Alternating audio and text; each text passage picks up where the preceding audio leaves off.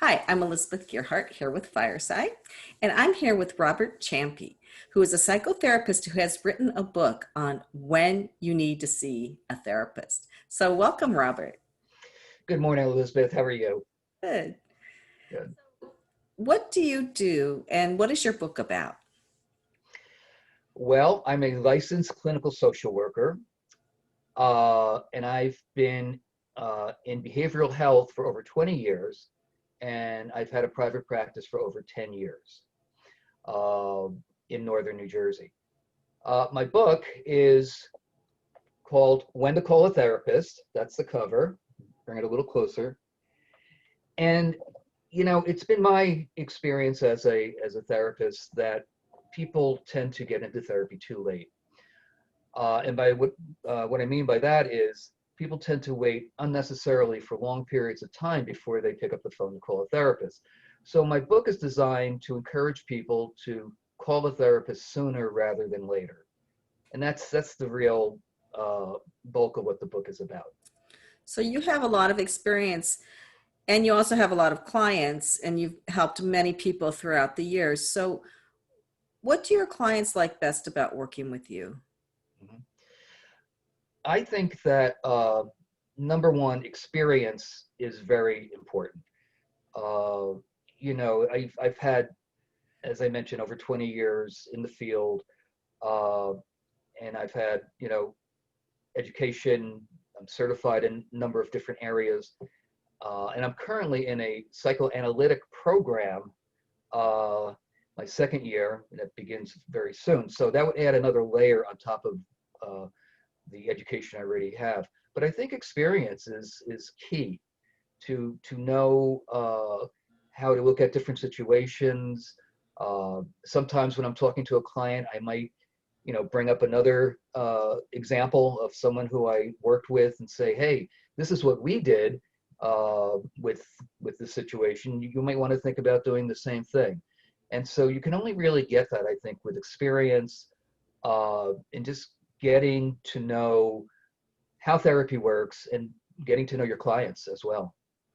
Well, and with that experience, one thing that you just said that I would find comforting is you're not the only person who's ever been through this. I've dealt with lots of people like this and I've helped them. So I can help you too.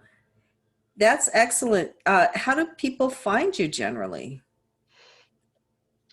Well, they find me, excuse me, online. I am on Psychology Today. I'm on a number of these therapist platforms. Uh, Certainly, that can be Googled. Um, and I've done, other podcasts and radio interviews. So if someone were to Google my name, I'd probably pop up, a number of times. You said something a minute ago that I want to share with everyone. Years and years ago, I was suffering from anxiety and depression myself, and uh, I just thought that, well, this is a normal way of life. You feel anxious and maybe you're down in the dumps, and that's everyone feels the same way. But that's not necessarily true. And it wasn't until a friend of mine who was in therapy said to me, you may want to think about calling a therapist and talking about, your anxiety and depression. And I really trusted this friend of mine. So I decided to search for a therapist in the area, a local therapist, and I found someone who I reached out to, but it took me several times to really connect before we made that initial appointment. Why? Well, probably the anxiety. This was all new for me. Uh, what's this process all about? And will it really work? And so eventually, after several attempts to set up this appointment, I did. And I have to say that experience has changed my life from that moment on. Right. And I feel like I want to get to your book too, but I feel like when people are going through situations, we always feel like we're the first one to have ever gone through this. We're doing it all alone. Nobody will ever understand or believe us or accept what we're saying or anything. But if I talk to someone like you, you've seen 10 other people with the same thing. You could say, look, it's okay, and you can actually help me. And that's, I think, the beauty and value of a therapist is they see it over and over again, and they're not shocked and they're not judgmental, and they just there to help. That's a great point. A lot of people do think I'm unique. I have this problem, and what's this person going to think of me? Well, you know, therapists, need to hold back their judgment, and there really is no judgment because, like you said, we've seen so many things over and over again: marital situations, anger issues. Certainly, we're talking about anxiety and depression, and all kinds of things, family problems. Uh, and so there is no, what is this person going to think? I mean, someone may think that, but I try to put people at ease. And what I do is I like to ask a lot of questions so I can really get to know the client. Certainly, I want to hear their story, but if there's something, that a gap that needs to be filled in, I'll certainly bring that up and say, hey, you just said something a minute ago. What did you mean by that? Or so I'm very active in the sessions. Yeah, I think that's helpful too, because it's really hard to have to just sit there and talk and not get any feedback, right?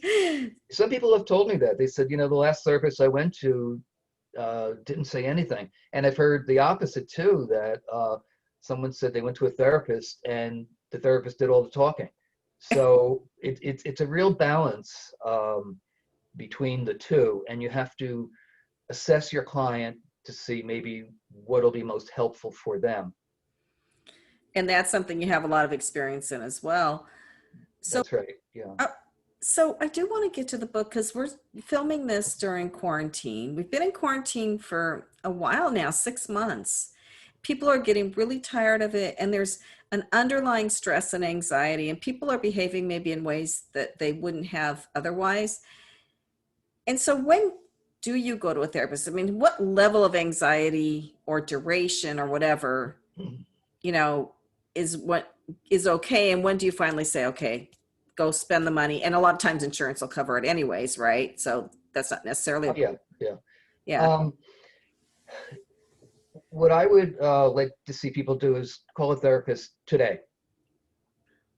And I'm saying that quite frankly because you know everyone is experiencing some level of stress and anxiety with everything going on in our country right now, and uh, it's especially difficult for people who already have underlying conditions of something going on: anxiety, depression, uh, you know, lack of assertiveness, bipolar illness or something. Now COVID has now put another layer on top of that. So people who are already not feeling so well for various reasons, now we have COVID to worry about, and it's certainly not making the situation any better. It's complicating uh, those folks' lives with the underlying conditions. So that's that's part of what I'm seeing, that the people who maybe were struggling before are now really struggling even more. Right. And I think they can come and see you and get an initial evaluation, right? And then the insurance will pay for it. So as they go forward, it's not going to be like these huge bills every week if they can go through their insurance. It's a little bit complicated. I am connected with an insurance panel, Cigna. But for folks who have other insurance plans, I provide a statement for them that they can submit to their insurance, and it's possible they will receive reimbursement from that. Okay, so you should check that out. But I always check it out first, and even if someone has a Cigna plan that I'm a part of, I call the insurance company just to double check, what the copays may be, and things like that. So I take that extra step to do the legwork for the client, so everyone knows from the beginning what's going on. so, Robert, what do you think is the biggest barrier to people going to a psychotherapist when they need to? Well, I think it's stigma. Uh, there's still that barrier that people are, afraid to go, afraid of what somebody might think of them. I'm not crazy. I don't need to go to a therapist. I mean, no one's crazy. Everybody is living their lives, and we all have life issues. The good news is more and more athletes and entertainers and musicians are coming forward and talking about their mental health issues. Michael Phelps, the Olympic champion, he's on. He's working for one platform, and he talks about his depression. And Hmm.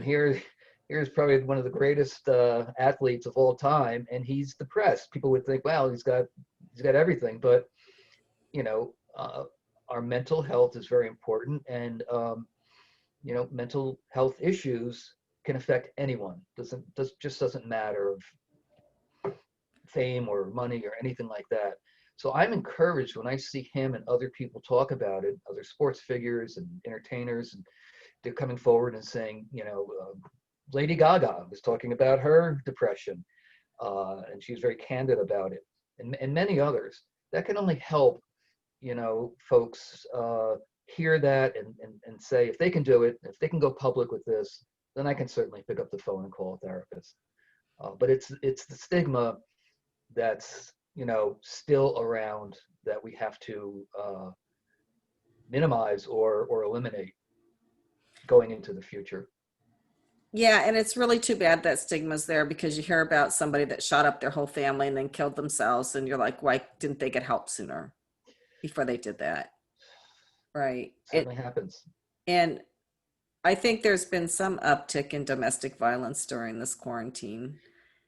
There's been a lot going on during this quarantine, but all we're hearing about is COVID, COVID, COVID.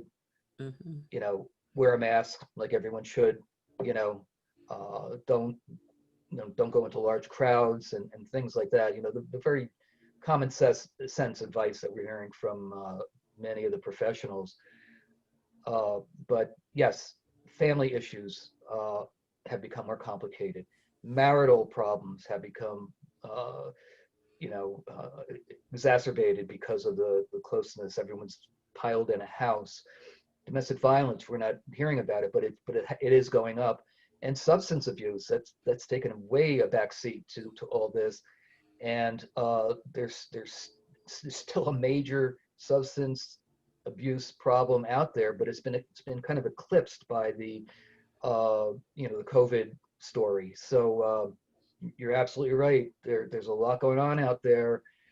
We may not see it, but it's clearly happening. And people really should turn to a professional because just talking to your friends doesn't cut it. They don't know what to say or how to handle it. And do you find that oftentimes there's some underlying cause, like maybe somebody thinks they're mad because their ice cream wasn't cold enough, but it's really some other reason they're mad? Well, first I want to say, you know, talking to friends and family, there's nothing wrong with that. But let's say you talk to your family about the marital issues. Uh, that could get very complicated. Families can start, bickering and fighting, and people can take sides, and it can just really complicate the situation. Unless there's something dangerous in the home, I really advise people don't tell a lot of people about what you're going through unless there's you know violence or abuse in the home. Keep it to yourselves, because if you can work through your issues, then you just can go right along. And but if you let the family know about it, they can hold on to it much longer than the couple will. Your friends are going to want to make you feel good, and they're going to say, dump the boyfriend, and somebody else is going to say something else. And but a therapist has a very objective point of view. We can be frank, we can be honest, uh, and we oftentimes don't sugarcoat what we need to say to someone, whereas a family member or a friend might do that. Yes. And you can get down to more root issues as well, right? Oh, absolutely. Sometimes it takes time. Uh, to answer your question about, I'm going to call it the presenting problem. So somebody calls me up and I ask them, how can I help you? And they'll say, this is going on or that's going on. Okay, let's set up an appointment. Let's talk. Right now we're meeting online. But the presenting problem is not always the issue. It could be someone could say, yeah, I'm having trouble with my marriage, and we seem to fight all the time and everything. And then 6 sessions later, I find out, well, it's a little bit more than that. He's seeing his coworker uh, inappropriately, and so these marital issues all of a sudden now it's now opened up to uh, a much bigger problem. So whenever I hear a presenting problem, the initial, this is why I'm calling you, I say okay and I jot it down, but through experience I know that quite often there's much more behind that.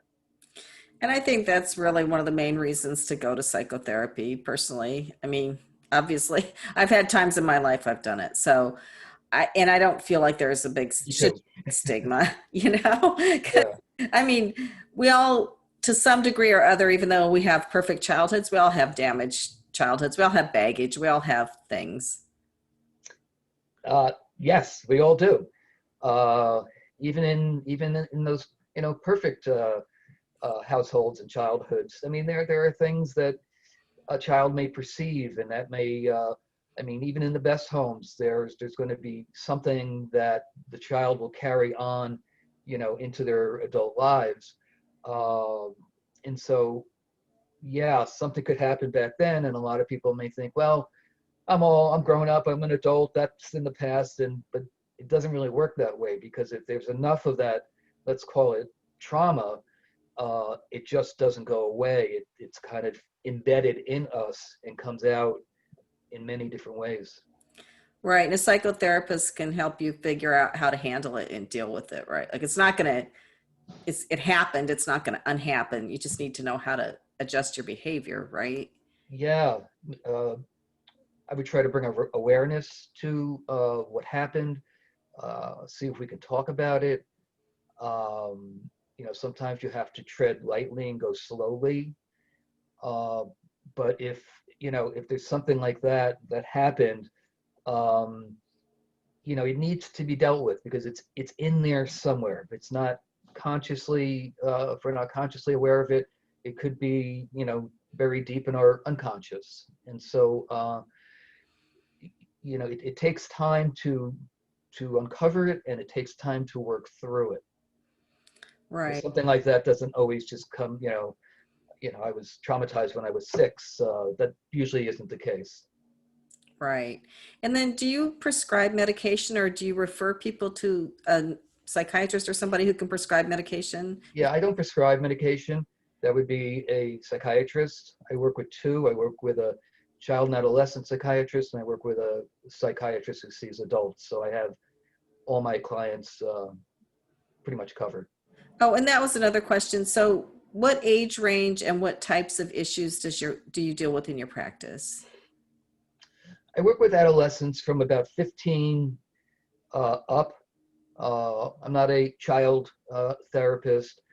There are other areas that I'm not an expert in, and therapists should actually recognize that we don't have expertise in every area.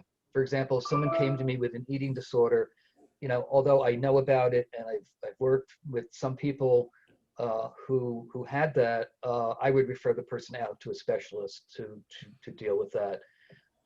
I work with primarily adults, uh, but I've also worked with the geriatric population and the families of those folks who might be feeling, terrible about their loved one, who may be experiencing, some form of dementia or something like that. So that's a real problem Mhm. when a child now has to parent their parents. It's kind of reversed, because the parents are elderly. They may be forgetful, and it could be very draining on the family when they're in that situation. That is so true. And you can't really grieve yet because they're still here, but you grieve a little every day, maybe for You what do. lost. You absolutely do. You grieve the loss of the person you once knew. And yes, they may be here in body, but dementia is a brain disease.